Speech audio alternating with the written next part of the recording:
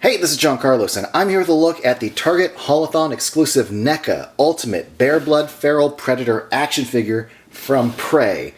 Unlike a lot of other Ultimate figures, this is not in a cardboard box. It has an outer kind of plastic sleeve that is transparent. The clarity represents the invisibility, and the red represents, the bare blood from the bare blood scene. You can even see this photo through the back of this kind of clear window. Something different than what NECA usually does, and I think it's pretty cool.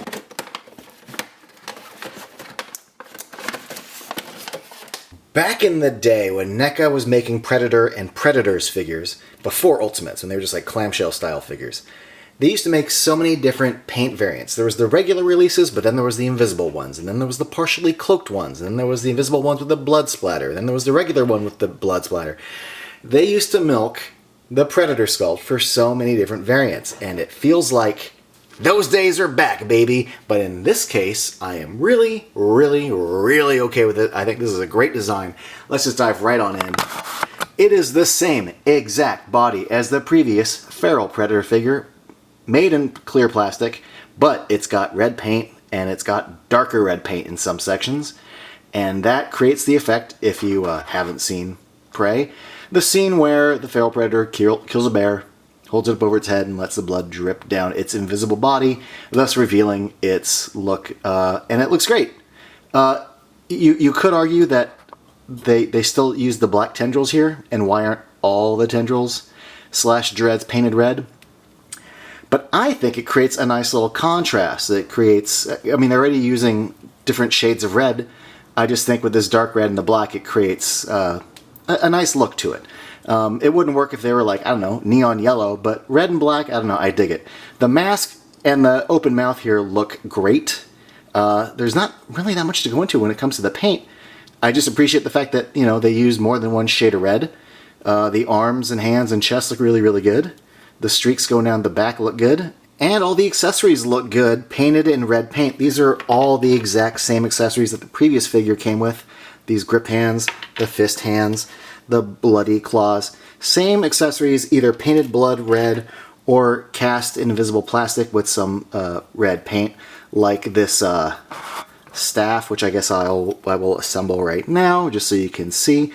We also have the collapsed staff, which rests on the back of the figure, which is why it has like dense red paint, whereas this doesn't.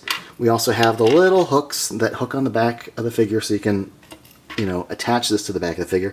We also have the little backpack, which the backside isn't painted red, so you can see the little magnet that's inside there, which is kind of fun if you're into the inner workings of toys. It's neat that you can see the magnet.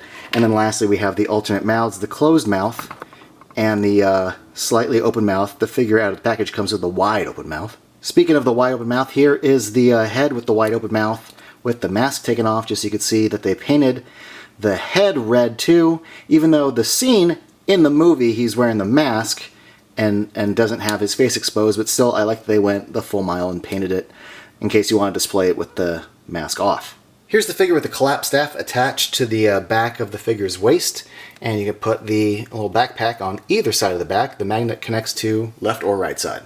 Here's the figure unmasked with the open mouth and the blades attached. And here's the figure with the mask on, the closed mouth, and the full spear. I've also bent the figure at the knees a little bit, and one thing that does is it breaks up the paint line going down the leg. So if you want the full effect of the blood trickling down the leg unbroken, keeping the leg straight is the way to go. Now, if you're the type of person who gets a little judgy when a toy company re-releases the same figure over and over again with really basic paint schemes, like, I don't know, clear plastic and a couple shades of red, you could, in theory, be upset with this figure for being a cash grab, but I don't think that's the case here, because the bare blood scene in Prey is great. One of the standout scenes in the movie, and in my opinion, I think this is the best, like, alternate paint version of a Predator figure. Of all the invisible ones, of all the, like, blood-splattered ones, this, to me, makes the most sense. It's such a cool moment. I love the way it looks on the tabletop. Now, it is worth noting that it does come with some accessories, like, well, that spear. You don't really get a look at whether you see this covered in blood or not. But the full spear doesn't use it in that scene. The blades doesn't use them in that scene. It's just, like, fisticuffs against a bear. But they're giving you the exact same figure all over again. They're giving you all the accessories, so I get why they included bloody and clear versions of them. I think if you're a fan of this figure and you want to kind of pose it your own way and do the spear or use the blades, that's cool.